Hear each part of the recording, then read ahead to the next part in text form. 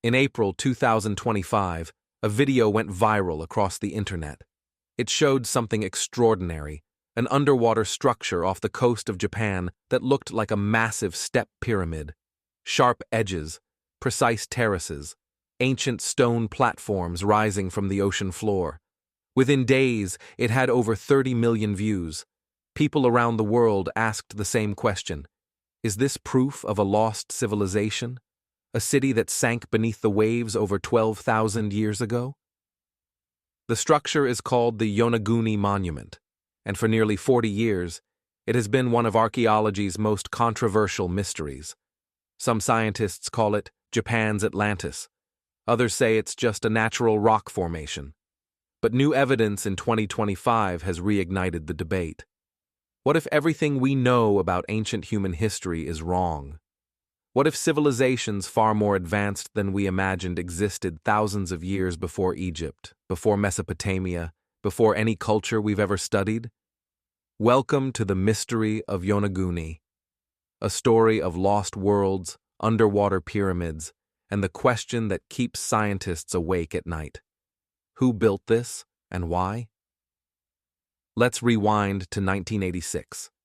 A Japanese diver named Kihachiro Arataki was exploring the waters near Yonaguni Island, the westernmost inhabited island of Japan, located in Okinawa Prefecture. He was searching for a good spot to observe hammerhead sharks, which gather in large numbers around the island. But what he found changed everything. 25 meters below the surface, Arataki came across something that shouldn't exist. Massive stone structures. Perfectly flat terraces carved into solid rock, steps that looked like they were designed for giants, walls meeting at precise 90-degree angles. At first, he thought it was a natural formation, but the more he explored, the stranger it became. The structure was enormous, about 50 meters wide, 150 meters long, and nearly 27 meters tall. That's roughly the size of a 5-story building. Word of the discovery spread quickly. Within months, marine geologist Professor Masaki Kimura from the University of the Ryukyus began diving at the site. What he saw convinced him that this was not a natural formation. It was, in his words, a monument built by human hands. Over the next 3 decades, Kimura would dive to Yonaguni more than 200 times. He mapped the entire structure. He documented what he believed were roads, staircases, archways, and even ceremonial platforms. He found what appeared to be carved faces, animal shapes, and symbols etched into the stone. According to Kimura, this wasn't just a random collection of rocks. It was a city, an ancient urban center that once stood above water, built by a forgotten civilization, and then swallowed by the sea when ocean levels rose at the end of the last ice age. But here's where the controversy begins. Because most mainstream geologists looked at the same evidence and came to a completely different conclusion. The scientific community is deeply divided on Yonaguni. On one side, you have researchers like Professor Kimura, who believe the monument is man-made. On the other side, you have geologists who argue it's entirely natural. Let's start with the evidence for human construction. First, the geometry. The Yonaguni Monument features sharp, straight edges and flat surfaces that meet at right angles. There are parallel grooves carved into stone. There are what appear to be stairways with uniform steps. Some sections look like terraced platforms, similar to ancient temples found in Central and South America. Professor Kimura points to specific features he believes are undeniably artificial. One is a structure he calls the turtle, a rock formation that resembles a carved animal. Another is a large stone he refers to as the stage, a flat platform surrounded by what look like seating areas. There's also a formation that resembles an archway, and another that looks like a road connecting different sections of the monument. Kimura argues that if you look at the entire site as a whole, the patterns are too consistent, too organized to be random. He believes the monument was built sometime between 10,000 and 5,000 BC, during a period when sea levels were much lower and Yonaguni was connected to the Asian mainland. But skeptics aren't convinced. Geologist Robert Schoch from Boston University visited Yonaguni in 1997. He's a scientist who isn't afraid of controversial ideas. He's the geologist who proposed that the Sphinx in Egypt is much older than mainstream archaeology suggests. But when he examined Yonaguni, he concluded it was natural. Schoch points out that the rock at Yonaguni is sandstone, which naturally fractures in straight lines when subjected to tectonic stress. The area is located in an earthquake zone, and over thousands of years, seismic activity could easily create the kinds of features we see. He argues that there's no clear evidence of tool marks, no artifacts found at the site, and no inscriptions or carvings that are definitively human-made. The turtle and face shapes, he says, are examples of pareidolia, the human tendency to see faces and patterns in random shapes. Another skeptic, geologist John Anthony West, noted that similar underwater rock formations exist in other parts of the world and are confirmed to be natural. He points to the Giant's Causeway in Ireland and the basalt columns at Devil's Postpile in California as examples of how nature can create geometric patterns. So who's right? Is Yonaguni a lost city or just a coincidence of geology? To answer that, we need to understand the timeline. Because the age of Yonaguni is just as controversial as its origin. Here's what we know for certain. During the last ice age, which ended approximately 11,700 years ago, global sea levels were much lower than they are today. Scientists estimate they were about 100 to 120 meters lower. Why? Because massive amounts of water were locked up in glaciers and ice sheets covering North America, Europe, and Asia. When that ice melted, the oceans rose, flooding coastal areas around the world. This is important because if Yonaguni was above water during the Ice Age, it means any structure built there would have been submerged as the oceans rose. And that's exactly what supporters of the man-made theory argue. Geological surveys suggest that the area where Yonaguni sits was last above water around 10,000 years ago. If humans built the monument, they would have done so before it was submerged, which means it could be one of the oldest architectural structures on Earth. To put that in perspective, the Great Pyramid of Giza was built around 2500 BC. Stonehenge was constructed around 3000 BC. The oldest known temple, Göbekli Tepe in Turkey, dates to about 9600 BC. If Yonaguni is man-made and dates to 10,000 BC or earlier, it would predate all of these. It would mean that complex human societies capable of large-scale construction existed thousands of years before we thought civilization began. But here's the problem. There's no confirmed archaeological evidence of an advanced civilization in Japan 10,000 years ago. Or is there? Enter the Jōmon culture. The Jōmon people lived in Japan from roughly 14,000 BC to 300 BC. They're best known for their pottery, which is among the oldest in the world. Jōmon pottery has been found dating back over 16,000 years, long before pottery appeared in Europe or the Middle East. The Jōmon were hunter-gatherers, but they were also skilled craftsmen. They built permanent settlements, created intricate clay figurines, and had a complex spiritual culture. Could they have also been capable of constructing large stone monuments? Some researchers think so.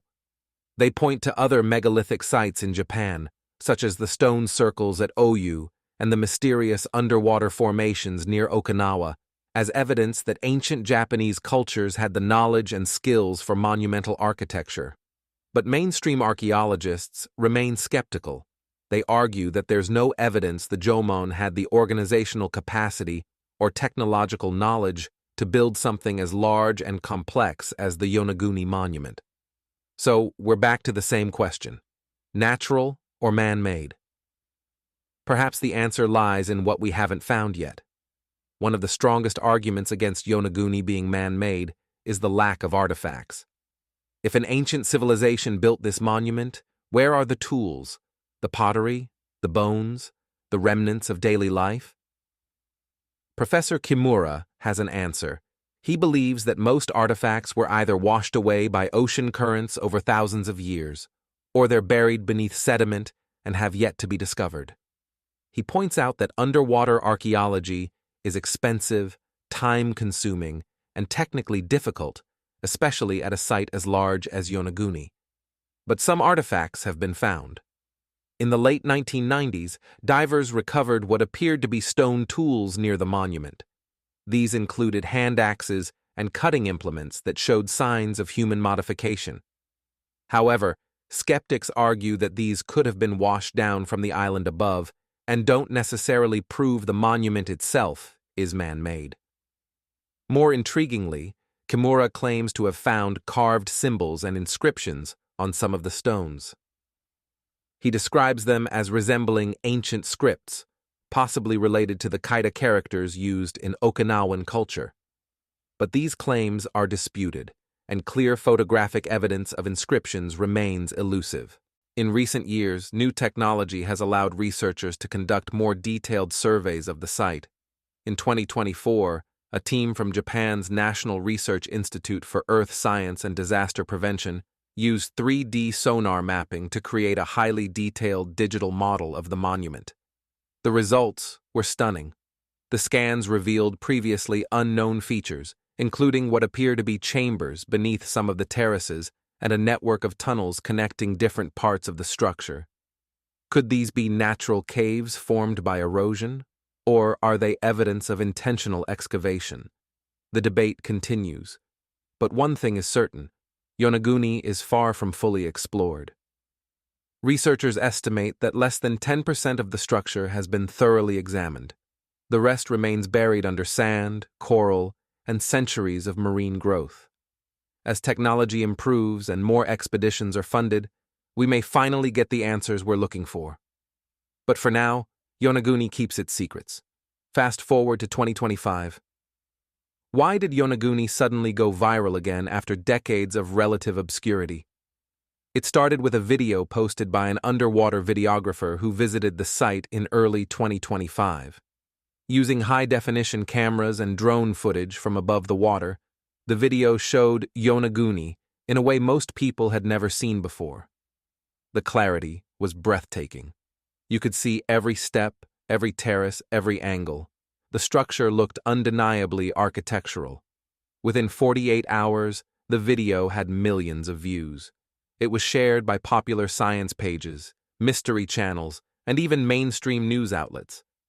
Then the podcasts picked it up. Joe Rogan dedicated an entire episode to Yonaguni, inviting researchers and skeptics to debate on air. Graham Hancock, the author, known for his theories about lost civilizations, called it one of the most important archaeological sites in the world. Suddenly, everyone was talking about Yonaguni again. New theories emerged. Some suggested it was connected to the lost continent of Mu, a mythical landmass said to have existed in the Pacific. Others linked it to Atlantis, despite Atlantis supposedly being in the Atlantic Ocean. The renewed interest also brought renewed scrutiny. Geologists published rebuttals, explaining in detail why they believe the formation is natural. But the public fascination didn't fade. If anything, the controversy made people more interested. Because at the heart of it, Yonaguni represents something deeper. It's not just about one structure. It's about the possibility that human history is far older and more mysterious than we've been taught. Let's imagine for a moment that future research definitively proves Yonaguni was built by humans. What would that mean? First, it would completely rewrite our understanding of prehistoric Japan. We'd have to accept that a sophisticated culture existed there over 10,000 years ago, capable of planning, organizing, and constructing monumental architecture.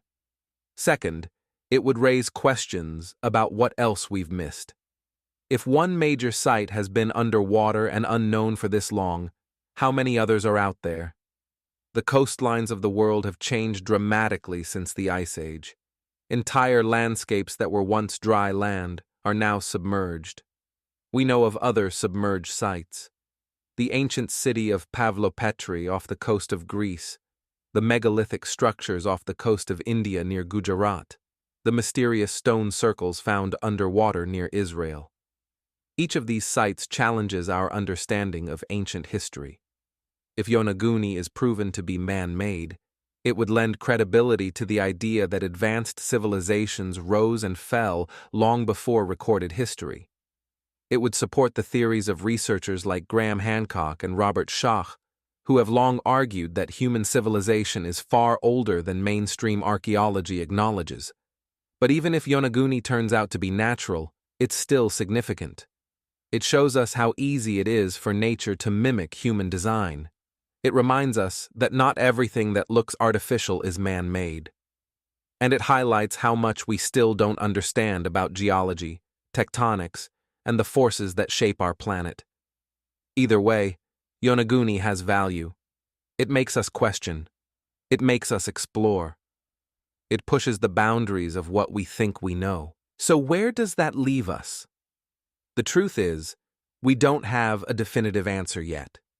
Yonaguni remains one of the great unsolved mysteries of archaeology. Some scientists are convinced it's man-made. Others are equally convinced it's natural. And the evidence so far hasn't been strong enough to settle the debate once and for all. But that's what makes it fascinating. Because Yonaguni forces us to confront the limits of our knowledge. It reminds us that the past is not a closed book. There are still pages to be discovered, still chapters to be written. As technology advances, we'll be able to study sites like Yonaguni in ways that were impossible even a decade ago.